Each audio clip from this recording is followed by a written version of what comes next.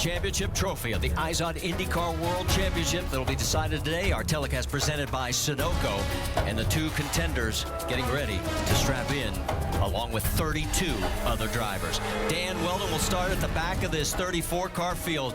A lot of pressure. $5 million also riding on the line if he can get to the front. No one's ever won from further back than 28 in an IndyCar race. Danica Patrick could... As they come out of turn number 4, the pace cars already dropped down, and here they come down the front straightaway, and the final race for the championship is green.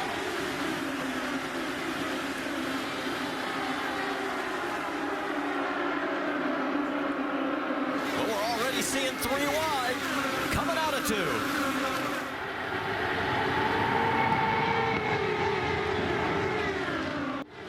For Dan Wheldon, started 34th in this field. He has moved up 10 spots. You're on board with him.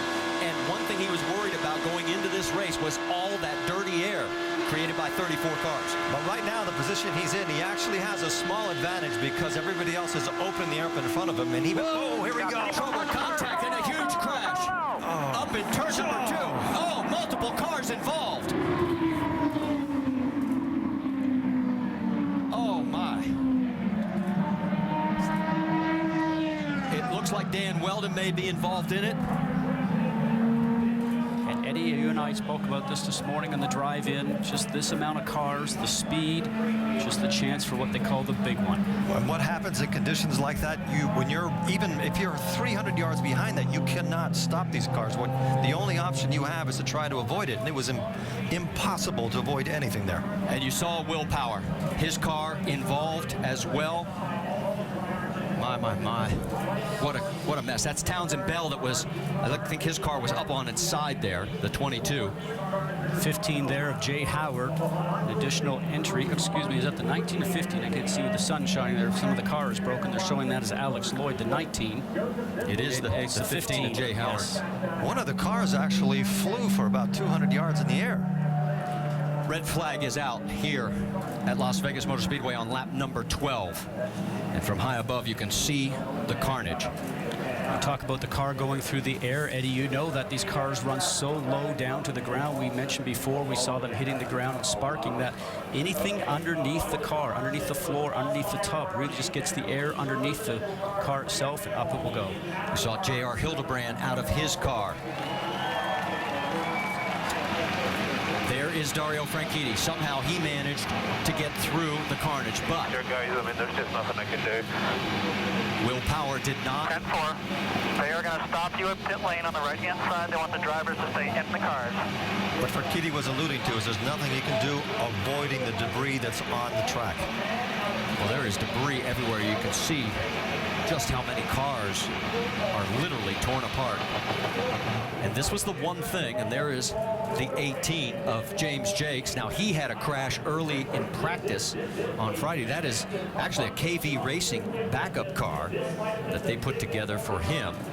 Now, I don't see much damage on there, but he's out of the cockpit. And look at this from high above. And this was the one thing we were fearing when we saw qualifying and the two championship contenders in the middle of the field, a big crash like this early in the race. What happens in accidents like this is that a single mistake by anybody, which might be dirty air, could be anything, multiplies itself so fast that you start accumulating cars. There's no way that you can control what happens. Once you start spinning at those speeds, it's impossible.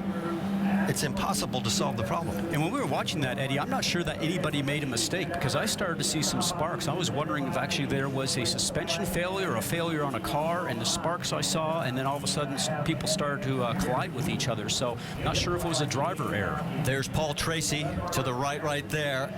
We're going to sort this out. We know at least 8 cars are involved, maybe more. So stay with us. We'll go side by side, and it's only lap 13. And we've already had a huge crash here at Las Vegas. Under a red flag situation here at Las Vegas Motor Speedway after at least 12-car crash, and maybe as many as 15 had some other damage, or 3 other cars had other damage, bringing the total to 15.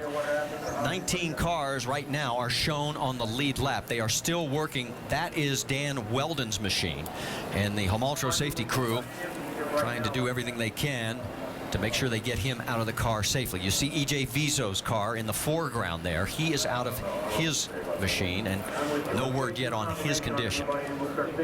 There's Charlie Kimball's car at the 57 of Thomas Schechter. Both of those guys are out of their cars, and we'll have to wait for the official update from the medical center. We saw a number of drivers able to get out under their own power, and obviously right now all thoughts are right there. There is Pippa Mann as they are trying to get her out of her car.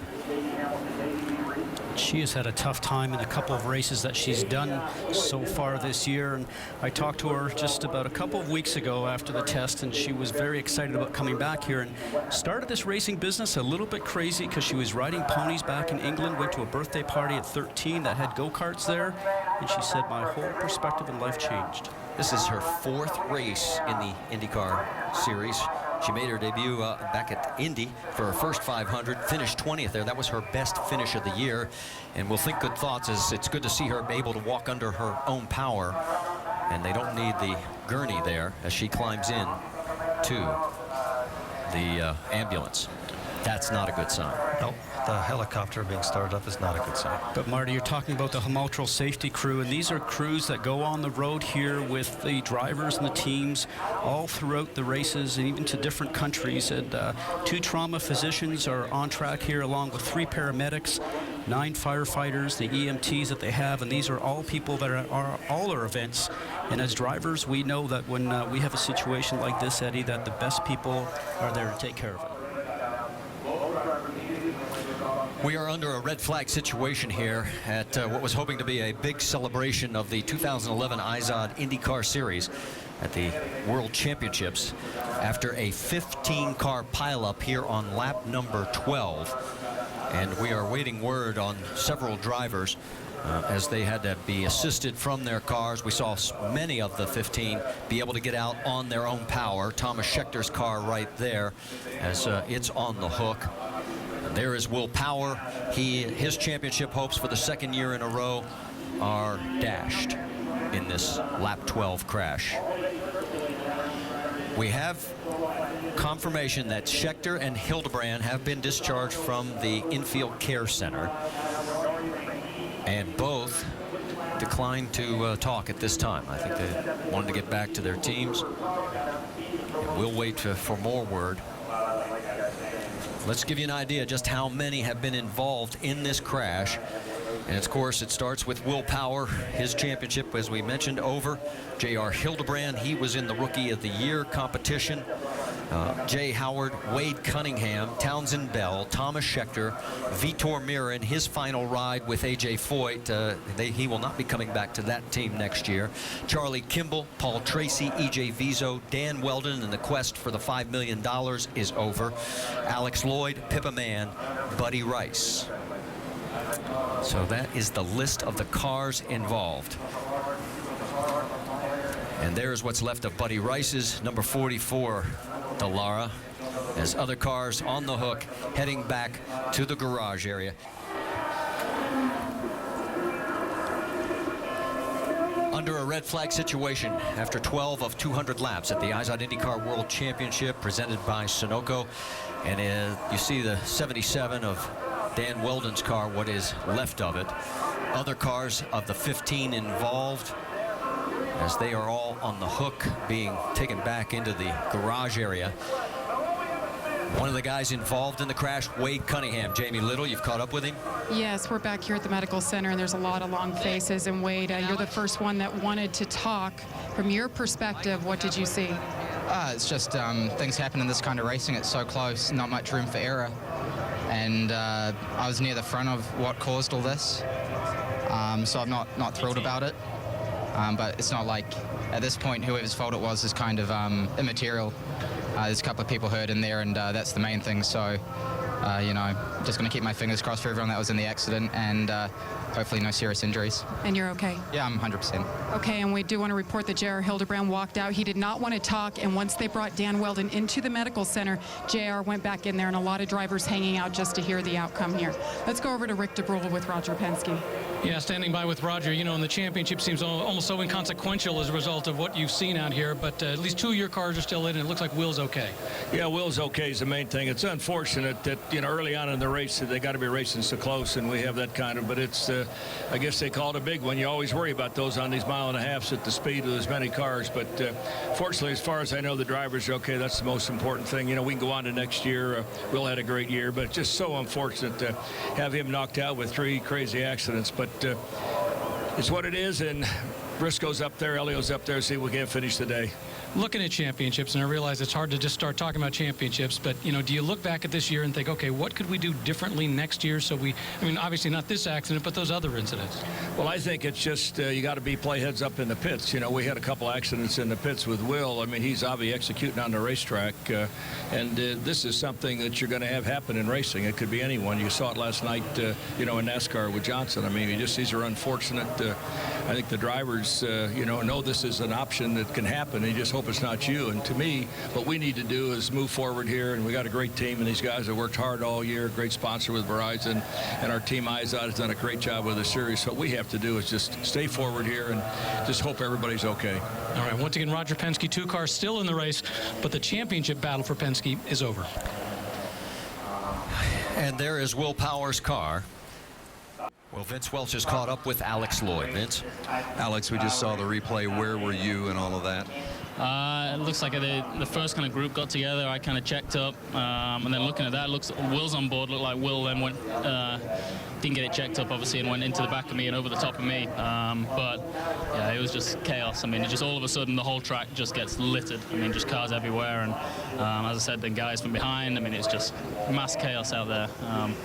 Unfortunately, it's something I think a lot of us maybe thought might happen. I mean, we've practiced with no more than 5 or 6 cars in a group, and now we've got 34. There was going to be some trouble. I mean, my biggest thoughts right now are just with Dan, Susie, and their family, and just hope everything goes okay from their end.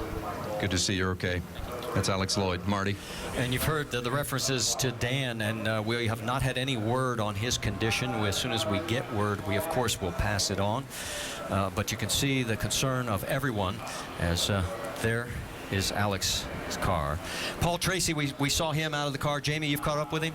Yes, and he has a long history of racing, even racing at this track.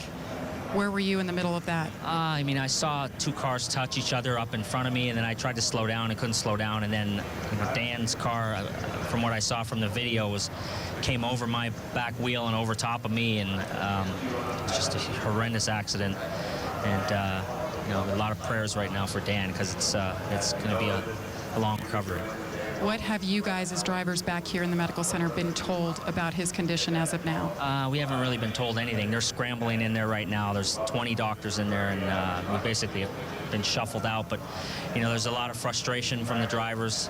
There's a lot of disappointment. There's a lot of young drivers that don't even know how to react. So it's a bad situation. Thank you for your time. Paul Tracy is okay, Marty. One of the great things about the IndyCar Series, they travel a set of doctors and medical officials that are specialists in a number of areas, and they are at every race. That's the group of doctors that you heard Paul Tracy refer to that are working on Dan Wheldon and the others. And as we get more information, we'll pass it along. Stay with us. Back here at Las Vegas Motor Speedway, after 12 laps, we have a red flag situation in the final race of the 2011 IZOD IndyCar Series, and 15 cars involved. Now, the tarp over Dan Wheldon's car, they're trying to keep all the pieces and everything together there, and as they take it back to the garage area, and other cars, they've been able to just get on the hook, but obviously they needed a tow back for this one. As many of these cars, they got swept up, and there's Dario Franchitti talking over with Tim Cindric, because Dario knows that he has clinched his 3rd straight championship and 4th overall. Rick? Dario, let's start off by talking about the accident. I mean, obviously, this was a concern of a lot of people, not just the fact that something could happen, but if it happened so fast. What was your view of everything? my view was the back wing of Scott's target car, really. I was sitting behind Scott. I could see it was, within 5 laps, people were starting to do crazy stuff. And that early in the race, I don't want no part of it full stop, but I wanted no part of it there. I love hard racing, but that to me is not really what it's about. I said before we tested here, having driven the stock car here, this is not a suitable track, and we've seen it today. It's just you can't get away from anybody. There's no way to differentiate yourself, either a car or driver. You're just stuck there, and people get frustrated and go 4 wide, and you saw what happened. One small mistake from somebody, and there's a massive thing. So it's I hope everybody's okay. I don't know. I saw a couple of cars airborne in front of me, but at that point my focus was very much on trying not to hit Scott, and it's just, as I say, right now all I care about is that everybody is okay. A lot of debris on the track. Obviously, you had to go through a bunch of that debris. How is your car? The car's fine. The guys, the IndyCar Series let us change the tires, so we've got 4 new Firestones on there. That's always our biggest worry in these situations, and so I'll be interested to see what they say now, what we're going to do. We've obviously lost a lot of cars. So we'll see what happens. All right, once again, Dario able to get through safely, and now worried about everybody else.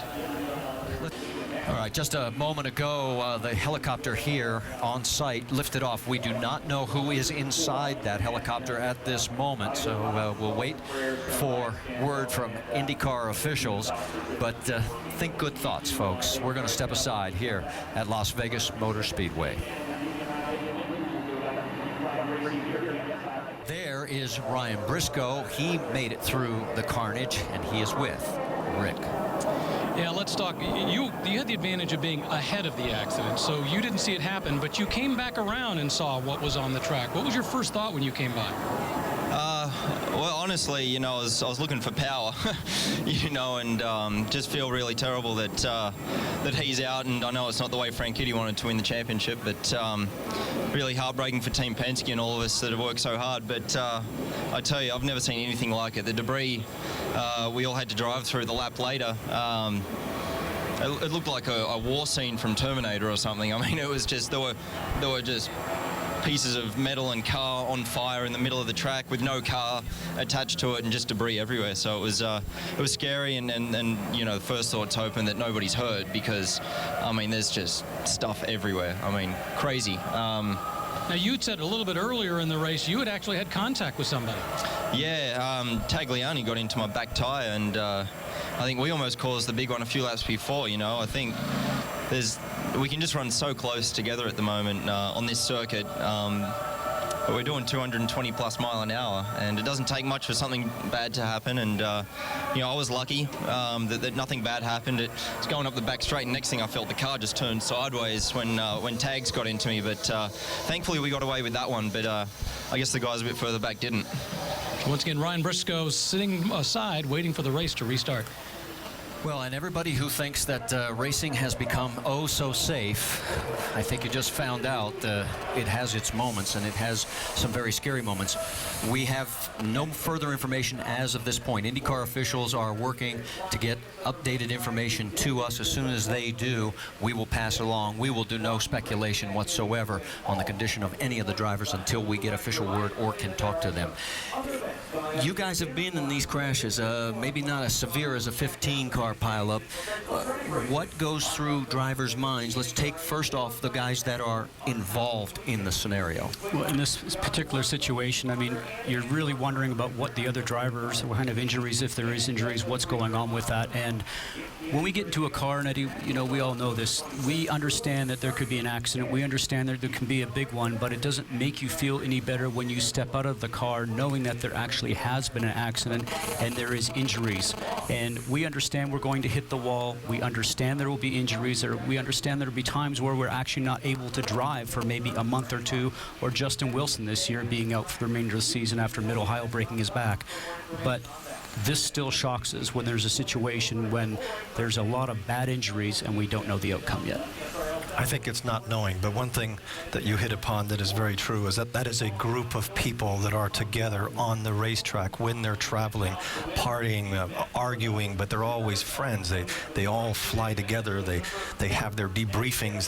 They've known each other throughout their career. So when something like this happens, everybody in that pit right now is praying for whomever is involved in the accident, and it's just so disheartening to see something like that happen. But when you're going those speeds and you have that many cars on the track, we've always known that things like this could happen. There's just too many cars on too easy of a track to drive on. Dario. Yeah, standing by with Danica, you saw how close that was, and they were just talking in the booth about how you almost don't have time to react. You know, I was really nervous coming into today, and why is because I knew that you were going to, as a driver, be put into positions to where you were going to have to either decide to be flat out and possibly be a part of something like that, or look like a wimp and lift. But you know what? I lifted a little. I mean, there's just a lot going on out there, and it's way, way, way too early to be, you know, getting runs and not lifting in the middle of the corner. You know, feel out your car, get used to it, see how it changes over the run. I mean, I was running the bottom. I started getting a little bit of push on the bottom, so you just kind of lift a little going into the corner, keep it under control, make an improvement on a pit stop. But I'm sure there was some things that happened that were out of anyone's control, and definitely there were a lot of cars that were in it that shouldn't have been in it. But, you know, I mean, the first thing I said was, wow, and then I said, I hope everybody's okay, because it was like a movie scene. It was, you know, which they try and make look as gnarly as possible, and it was debris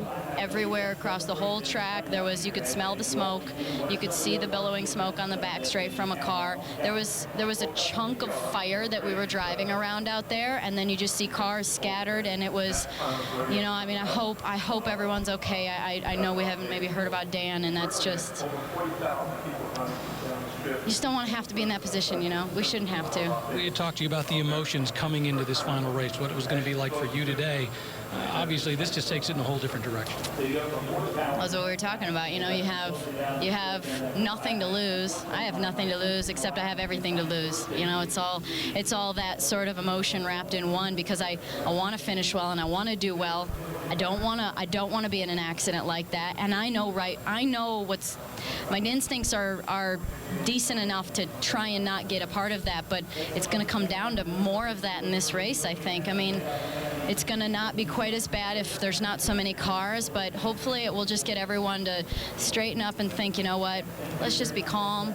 Let's get down to the last 20 or 30 laps. Let's get down to the last pit stop even, because, I mean, in my position, I have nothing to lose and I have everything to lose. Are you concerned at all about finishing this race?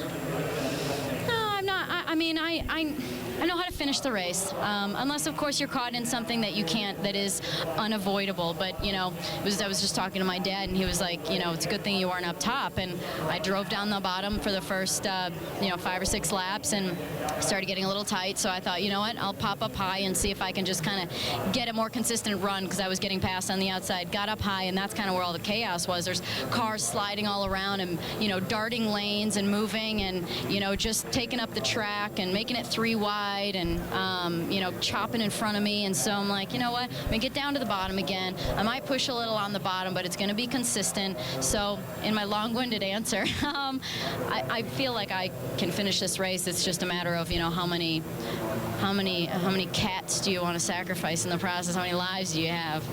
Danica Patrick going to go back out and finish this race and hopefully put one last IndyCar race under her belt. Standing by with Tony Kanaan, and Tony Kanaan, if there was ever a day to be on the pole and be out in front of the field, certainly today is the day, and be able to avoid all that.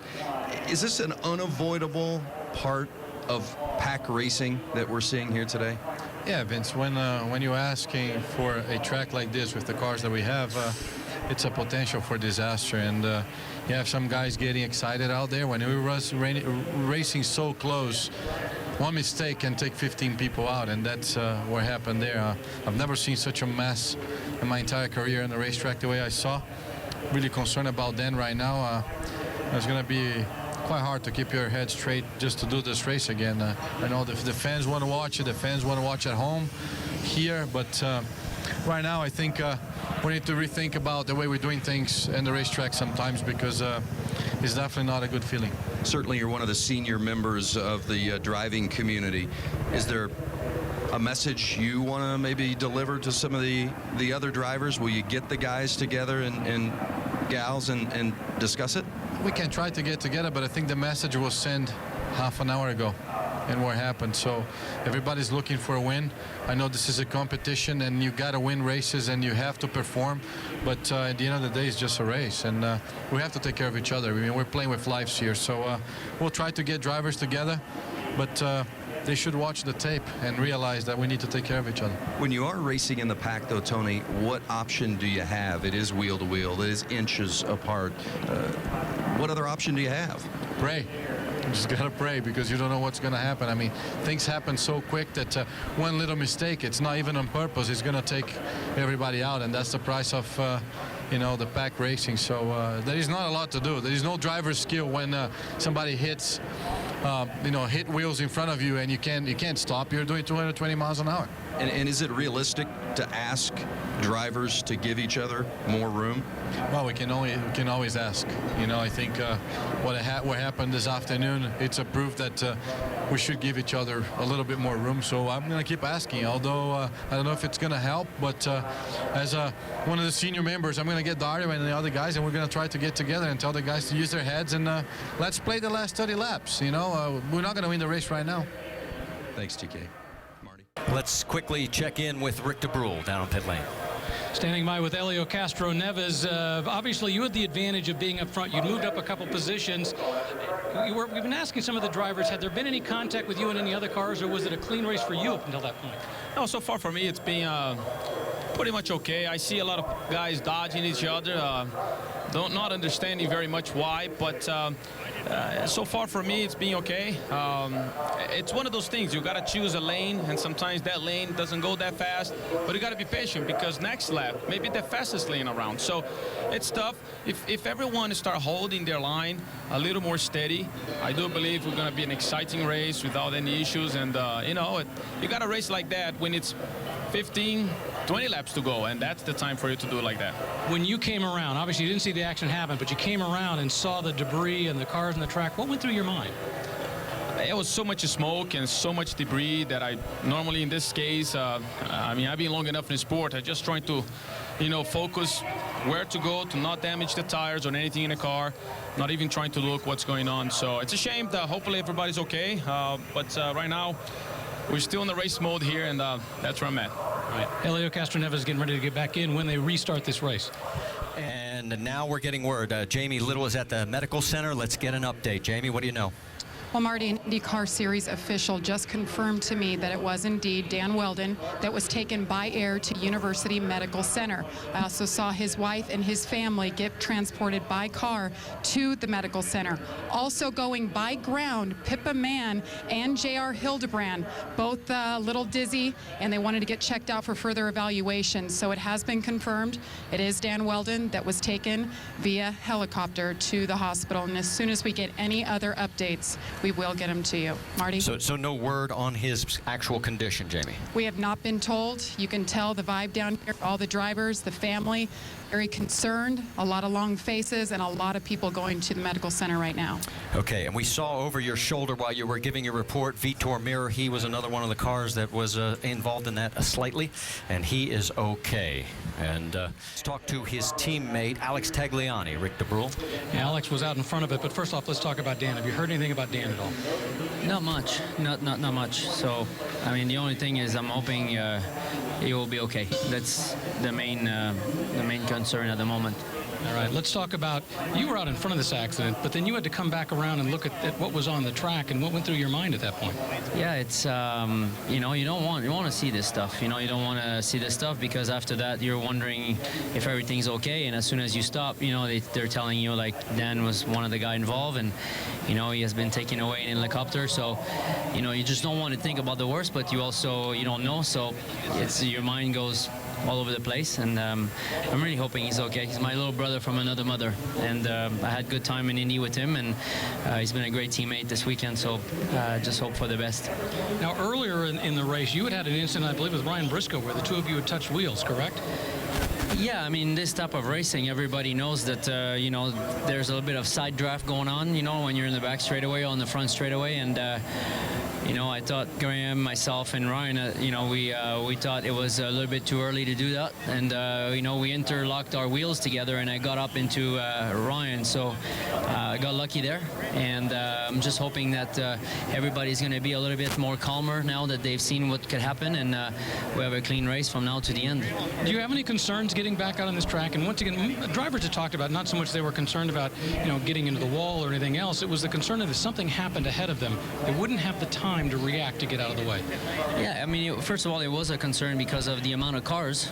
So 34 cars, you know, like if you're 20th, something happens to P12, I mean, you're going to be in trouble.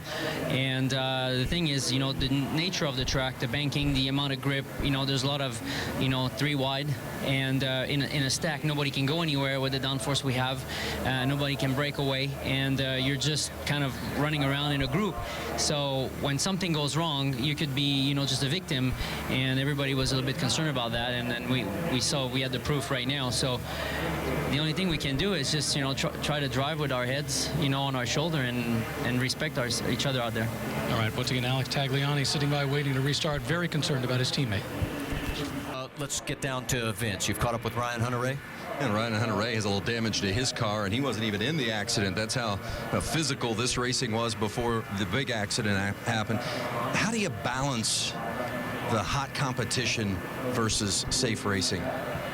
It's a really good question. I mean, we knew coming into this race, racing at speeds of 225 miles an hour, that this would be a tough one to get it done without a big wreck. It only takes one small mistake to create a very big problem like we see here. I really hope Dan Wheldon's okay. I haven't heard anything other than that he was airlifted, but so our thoughts are there right now. But yeah, we just, as drivers, we need to get together and we need to go agree to fight this thing out the last 50 laps and try and take care of ourselves as drivers for the good chunk of the race. I mean, that was like it was the last lap for, what do we do, 12 laps now? So it's not really the way you want to do it. And we have a big, like you said, we have a big hole in the side pod right now from Tag and Briscoe. We're going at it.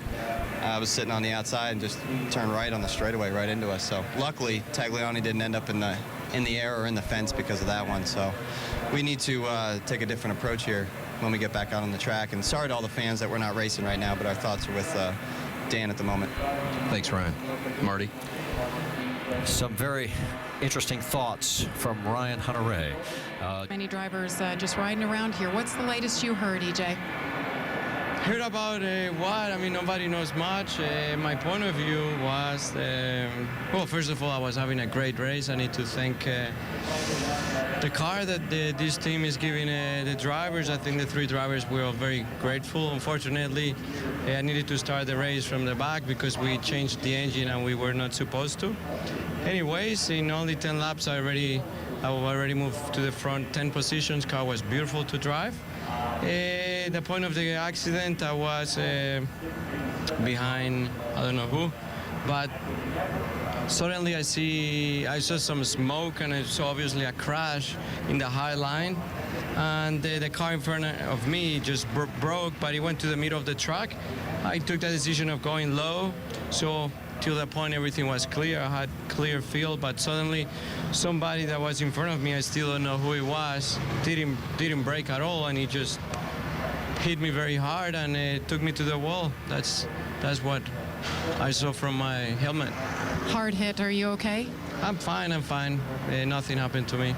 Okay, glad you're okay, EJ. That's EJ Viso. Marty? All right, thank you, Jamie. And word that a lot of the drivers are heading into the operations center here, and there's Tony Kanaan, looks like Marco Andretti, Ryan Hunter-Reay, as they make their way into there to have a discussion with IndyCar officials. We'll keep you posted if we hear anything coming out of that. There is Scott Dixon. He is also one of the 19 that was not involved in this crash. Yeah, Davey had a great view for this one, but you were able to get out of it. Explain what you saw and how you got away. Well, you know, fortunately, a little bit of bad luck ended up being good luck for that incident, and you know, we missed on our gears, and I'm 6th gear on the rev limiter the whole way around, and I didn't realize how fast this pace was going to be, and so we fell back a little bit, and you know, unfortunately, turned around, I seen some smoke, so I lifted a little bit, and then it went away, so I started to go again, and then mayhem happened, and all I could see was cars flying and going upside down. At that point, I just shot to the bottom as fast as I could, and almost got into the inside wall from hitting the transition on our warm-up lane. And at that point, you're still just trying to slow down and seeing parts. And it's without a doubt the worst thing I've ever seen in my racing career, honestly. It's sad, man. Sad. In terms of this race, you were concerned about the number of extra drivers, one-time drivers coming into this. Yeah, at one point we were doing the, somebody can come in and beat us guys for a $5 million bonus. You can't come in here and race with these guys and think you're going to beat them ever. I'm a part-time guy now, and when I go to Indianapolis, I get practice. I get some weeks of practice, but the days of me even coming here with the experience I have in these cars and the knowledge I have with them to try to compete against these guys is very, very difficult, and our results show for it. These guys are tough. They're the best in the world, and if you're gonna come in here and win and compete, you need to do it all the time, and you can't bring guys that have never raced, especially IndyCars, to deal like that. But thank God that didn't happen, and that's not the cause of it. Sometimes we lose sight of how dangerous racing is. You're somebody who's been through it, has been to the brink and come back. How hard is it to see what's going on here today and to think about how close you guys come to the edge? Reality hit again. It's been 10 years or so more, a little more than 10 years since my accident in Texas, and we're a bunch of friends here. This is our family. This is what I love, and I was fortunate enough to come back, but these are sad days. As I try to tell everybody when I got hurt, whenever you put a helmet and a fire suit on, it's probably pretty dangerous, and we accept that as racing drivers, and we never hope to see this. And I think this track is so beautiful and so smooth and so banked and fast, and we're running speeds that we almost run at Indy, and it's really kind of easy to run in packs like that. But the cars are still moving around a lot, as you've seen, and somebody just makes one little mistake, or not even a mistake, the car just steps out a little bit, and that's what it causes. And it's scary. My friends are hurt back there, and we got to go back and do this again. Does it make you question whether you'll come back and do this again? Absolutely. Yeah, it does for sure. It's been a question mark a little bit anyways, just because, like I said, I'm not the full-time guy. With my leg injuries, I can't race the road courses anymore. I'm just not good enough on them with injuries that I have. But ovals, I still get it done, I felt, and I'm having a lot of fun. But, it's time for me to rethink, and I have some things up the pipe, do some team ownership maybe, and I got Hewlett Packard as a great partner and friends with me, and so we're gonna reevaluate. Indy's still out there, man. Like I told you, I get a lot of practice there. I feel comfortable there. That's the one you want to win, and so I'm not saying no, but like I say, when your friends get flown out and you don't know their condition, it makes you think twice for sure. If ever there's a guy who knows the impact and what it can do to somebody's life, it's Davey Hamilton as a race car driver. And Davey's big Vince. With James Hinchcliffe, one of those that was right up front and with a bird's eye view of everything that was going on in regards to the accident. Did you see the initial contact at all? The initial contact was with me. We were coming out of turn 4. I was side by side with Helio there, and Graham and Ryan were banging wheels for some reason on lap 11. And they got into each other and both had to lift, and Helio and I both had to lift, and that allowed Wade, who was a couple car lengths behind me, to get a bit of a run, and we went down the front straight 3 wide. So I'm hearing 3 wide on my radio, and I'm just looking at Helio's tire, staying right on there and trying to give as much room high as I can. And I guess going into turn 1, Wade just got into my right rear tire with his front wing, and that's what kicked his car loose and then, made him spin out in front of everybody else. So an unfortunate situation, and sort of bred from guys driving, I think, beyond what we should be doing at this part of the race. So obviously everybody's thoughts just with Dan right now. Glad everybody else was okay. I mean, when we came around after the caution was thrown, I can't even describe to you what the scene looked like on the racetrack from our point of view. It was unlike anything I'd ever seen before in my life. I've heard several drivers, and in fact just about everyone that we've interviewed has talked about the fact that they were concerned before the race that this sort of thing was going to happen. Was it brought up in the drivers' meeting? Did anyone talk with Brian Barnhart about the concern, or maybe address it as a group as a whole from a driver's standpoint? At the end of the day, I mean, the series isn't stupid. They know the situation. I mean, we could have all addressed our concerns to them, and I'm sure some people did privately one-on-one with Brian or whomever. But I mean, they've been around racing a long time. They know that 34 cars on a 1.5 mile track is something we've never done. And a lot of these people are doing either their first race or a couple races or the first race in a long time. And in this track in particular, just the nature of the racetrack, we can run so close to each other, not only side by side, but also nose to tail through the corners, that when something goes wrong, there's zero margin, then there's zero time to react. So you know, a place like Kentucky, the cars move around a bit more, there's not as much grip, you're giving each other more room. This racetrack, we don't have to do it, and because we're all competitive people, we don't do it. And that's when you leads you to situations where if one little thing goes wrong, you know, it can have very bad consequences. How does what happened earlier here this afternoon affect you when you get back in the car to restart? Well, I mean, even, you know, just having an accident like that, you know, with that many cars being involved, I think is going to calm everybody down.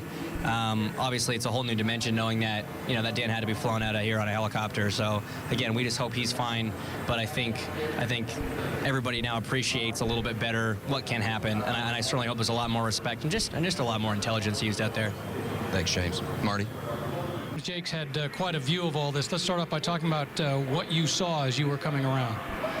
We were going into one, and the guys were running 3 and 4 wide, heading in there probably three or four rows in front of me, and there was a lot of moving around. People were checking up massively. They weren't really holding their line, and I saw quite a lot of sparks in front, and then I saw a car hit the outside of turn 2 where I went in the first day, and I backed out then and just, I guess, saw everything. There was cars, a lot of debris. We slowed down immediately, the cars at the back, and I saw Will get in the air. He was quite high, hit the catch fence, and wow, I think there was 11 cars there. So we went immediately to the bottom and then just tried to pick our way through it. Was it an evasive maneuver on your part that saved you in terms of, you know, you see it and then have to make that split-second move to get out of the way, and how do you decide where to go?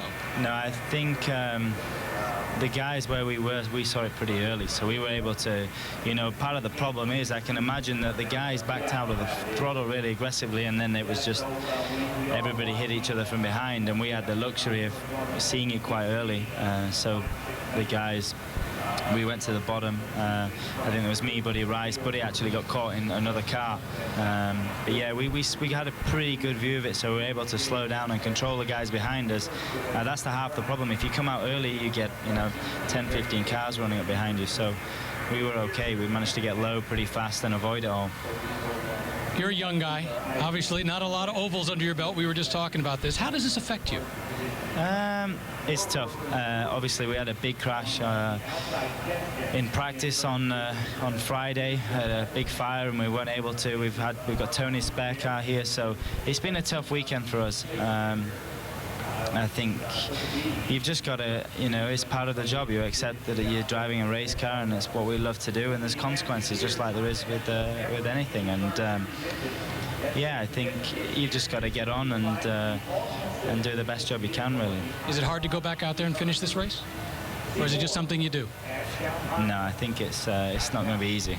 Yeah, that's for sure. It's going to be tough, and thoughts and prayers go out to all the families and people that were, you know, injuries in the crash and stuff.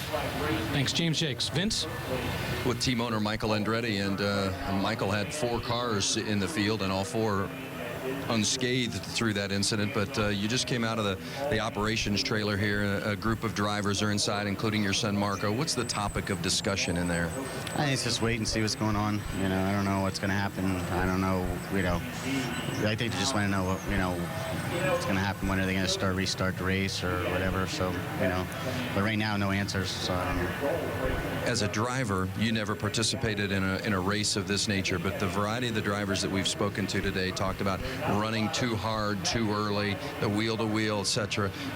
With your owner's hat on, but having been a driver, can you expect your drivers to back off? No. I mean, when you put guys out there that are competitors, you know, you can tell them don't pass, lay back. I mean, it just doesn't happen, you know, and you know, so you can't put the responsibility all on them. Yeah, they need to take care of themselves a little bit, but still, if you're going to put them in a situation like this, you know, it's there's going to be, you know, carnage like this. Various drivers have talked about the mental effect of having gone through an accident like this, and how difficult or not difficult it's going to be to get back in the car. What will you tell your drivers before this race resumes?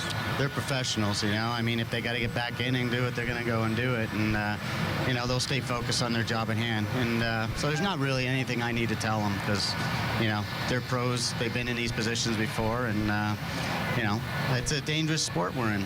Let's be real. Thanks, Mike. Marty? what's going on down there that you can tell us? Well, you can see Takuma Sato on his scooter heading off. We were just about to interview Takuma Sato, and they came to him and they said that they've called a driver's meeting. All the drivers now heading into the back. I just saw Sebastian Saavedra going back as well. So once again, all the drivers who have been out here have now been called in the driver's meeting. Now, hopefully, that driver's meeting is simply to tell them what it's going to be for the restart procedure and a reminder as to what it's going to be for the rest of the race. But once again, all the drivers have now been called off pit road back into a driver's meeting. We'll try to let you know what we learned from that as soon as we can. All right, thank you. That's Orioles. Our red flag situation is now 1 hour and 27 minutes in length here and still going at the Las Vegas Motor Speedway at the season finale of the IZOD IndyCar Series after a 15-car pileup. And as we said before the break, the drivers were summoned to the media center. This was the group that originally had gone into the operations center to discuss things with IndyCar officials. There's Dario Franchitti and his team owner, Chip Ganassi. And then just from there, they went directly, along with the other drivers. There's Tony Kanaan. He was in that meeting as well. You see Mario Andretti back there. There's Justin Wilson, and he was injured in a crash back at Mid-Ohio. That's why he is not racing here today, as he was replaced by Townsend Bell, and Townsend was involved in the crash and is out of this race. We can tell you Vitor Mira's car has sustained enough damage that it too now is listed as out of the race. That brings the list to 14 officially out.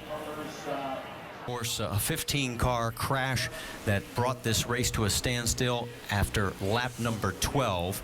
And here come the drivers out of a meeting that has been going on for a better part of the last 25 minutes. And I guess we have been told that none of the drivers will be giving interviews at this particular moment. I guess IndyCar officials will want to make the first statement as to what is going to happen next as everyone comes out of this meeting room. There is Tony Kanaan, who started on pole today, led the first 12 laps, and was nowhere near the crash when it happened behind him. All right, we are getting word that there's Randy Bernard. Our thoughts and prayers are with his family today. IndyCar, its drivers and team owners, has decided to end the race. In honor of Dan Wheldon, the drivers have decided to do a 5-lap salute in his honor. It will take place in approximately 10 minutes. Thank you. There will be no one-on-one interviews or questions. Thank you. Did he confirm he's... All right, we came in late on that, and folks, this is the hardest part of our job, and the last time I had to do this was 2006 with Paul Dana, but we have lost Dan Wheldon today here at Las Vegas Motor Speedway. A tragic accident on lap number 13, and Dan Wheldon killed today here at Las Vegas Motor Speedway. There'll be a 5-lap salute. Stay with us, please.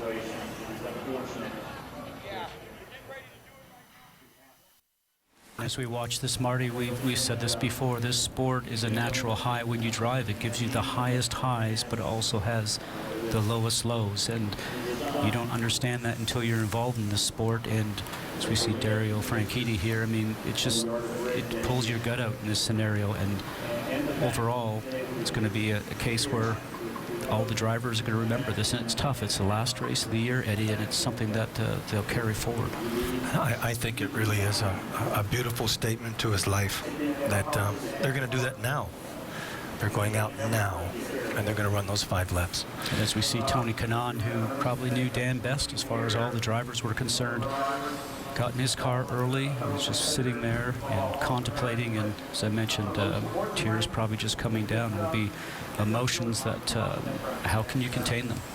Racing has lost a great champion, not just IndyCar, but an incredible driver with an amazing record at the Indy 500, but an enthusiasm for the sport that was very difficult to find. Just saw Helio Castroneves there. I heard him doing an interview earlier this weekend. As you look at Orioles survey, there's Helio, and he said it's never the fear of being on the track. He said, my fear is not having a ride. He said, I love this so much. I just don't ever want to lose that ride. And that's why drivers put their foot on the gas. They don't lift. And you talk about the racing that we have here and how crazy it is at the very beginning of it, but as race drivers, you drive as hard as you can, whether it's the first few laps, the middle laps, or the last few laps, and that's what we are instilled to do. And it starts off when you start very young, Eddie, as you and I have discussed, and it goes through all the different formulas that you race at, and you want to compete, you want to win, and you're not just like that on the racetrack. You're a competitor, and everything that you do, you want to do it better than the other person. Guys, I want to let everybody at home know, obviously, this crash has aired probably on every news outlet already across the board. And yes, it is a tragic situation and a day. I want to give you the opportunity at home. If you do not want to see this crash again, go ahead and turn away. We're going to go through it one more time, because it really is not the safer barrier, but it's the catch fence that does so much damage in this. Don't ever say race car drivers don't have emotions, that they feel nothing. That's Dario Franchitti. Probably the last thing he wants to do right now is drive a race car. This is a tough moment for everybody here, as Dan Wheldon loses his life today in the series finale, as he was going for $5 million if he could have gone from 34th to first.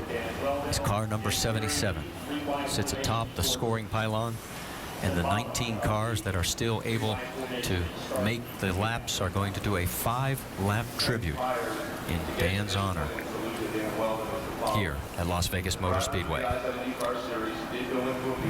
Vince, you've got some details on what was in the drivers' meeting? Well, I've been told by one of the drivers that in the drivers-only gathering, Dario Franchitti and Tony Kanaan broke the news to the group of drivers that Dan had passed away. There was discussion about whether or not they should continue the race. There were drivers on both sides of that fence. At that point, Randy Bernard came in and said that he understood it would be extremely difficult for them to make that decision at this time, considering what had just happened, and that he suggested they make a 3-wide formation and do the 5 laps in Dan's honor. And that was unanimously agreed upon by the drivers, that that would be the fitting way to put an end to this day. I've just spoken with a member from Dan's team, and as all the cars are lining up to take this 5-lap honoring of Dan Wheldon, Dan's team will come out and stand on pit lane as well. Very, very emotional down here, as you might imagine. Marty. When they begin this 5 laps, folks, we're just going to sit back and reflect with you.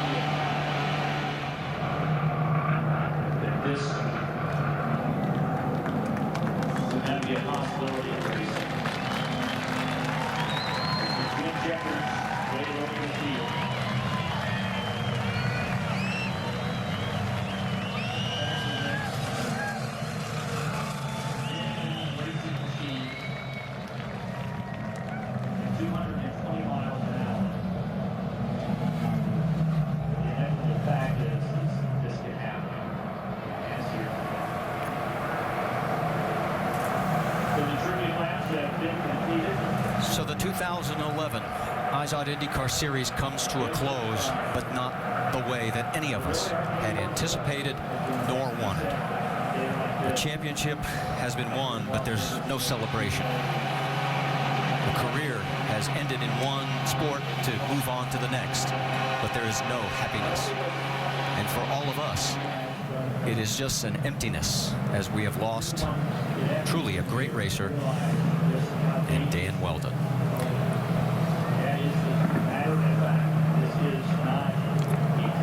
Jamie Little has been standing by at University Medical Center. 3 others were transported, J.R. Hildebrand, Pippa Mann, and Will Power. Jamie, can you give us an update from there? I can't hear the booth. University Medical Center right now in the trauma department, and as you can imagine, there's a lot of emotion here.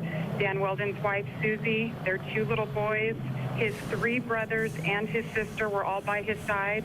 Team owner Sam Schmidt is here. I've been told that Dan Wheldon's parents are at home in England. As for Susie, his wife, a plane is going to North Carolina to bring her family here to Las Vegas. And there's a lot of friends and family surrounding the outside trauma area at this time. All right, Jamie, and obviously there's no more information available for J.R. Hildebrand, Pippa Mann, or Will Power, as they are still being treated over at University Medical Center. With this, we close out the season, Scott. Like I said, not the way we were anticipating at all. Absolutely not, Marty. And I think of Dan Wheldon, just a superb person, a very, very fast race driver, somebody that I'm going to certainly miss, not only here at the IndyCar track, but saw him all the time at the kart track, and somebody that all the young drivers looked up to, Eddie. And we'll continue to look up to an amazing human being with so much enthusiasm, and I'm in a total loss. I just can't believe what just happened. He always had a smile on his face. In fact, he had actually done 3 television broadcasts with our Versus crew, the people that do the races when we're not on. And who knows, he may have had a career there. Many people ask me why I always sign off till we meet again. Because goodbye is always so final. Goodbye, Dan Wheldon.